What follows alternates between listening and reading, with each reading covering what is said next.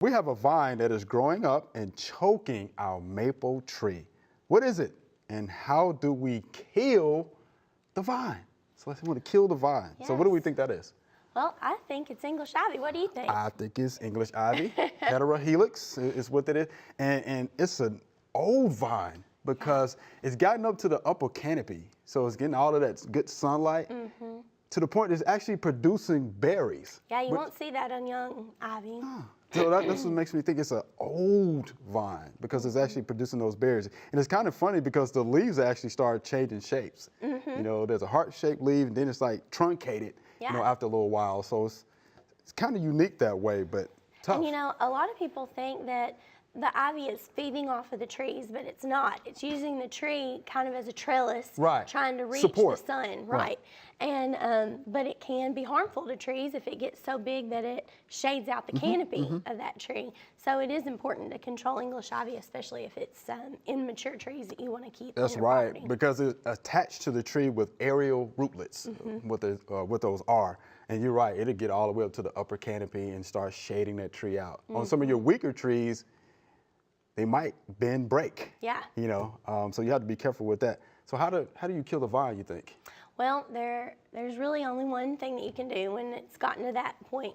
They recommend finding your vines, like where they're originating from the ground, and cutting them, you know, just our height. You know, you don't have to get all up in the canopy of the tree.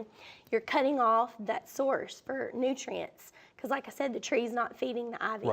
So cut that vine, and then you can treat it with, I think it's a 4% glyphosate type mixture, and really that's all you can do if it's growing in trees. And then you just need to stay on top of it. Don't let any of that new growth that's going to sprout up from the roots sprout and then continue to go back up the tree. You want to stay there and, you know, observe it week to week and take out any new growth that may happen.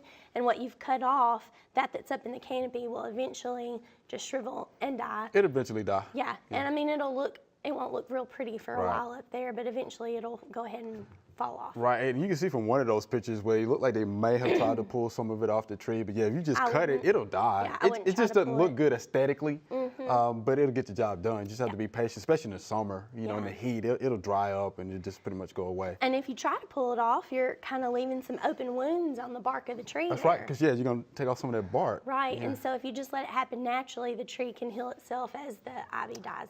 You're exactly right. And something else too with the English ivy, you know, those leaves are waxy. It has the waxy cuticle. So you have to, there's probably going to be multiple applications, you know, with the Roundup. And you're kind of doing a stump treatment after you cut it. It's basically like a stump treatment to that cut part of the vine. Okay, so it's better to do that instead of the leaves, because again, those leaves are waxy. So, I mean, it'll take a couple of applications for it to penetrate that waxy cuticle. So, yeah, it's a very aggressive vine. There's no doubt about it. You know, native to Europe area, and will take over a tree.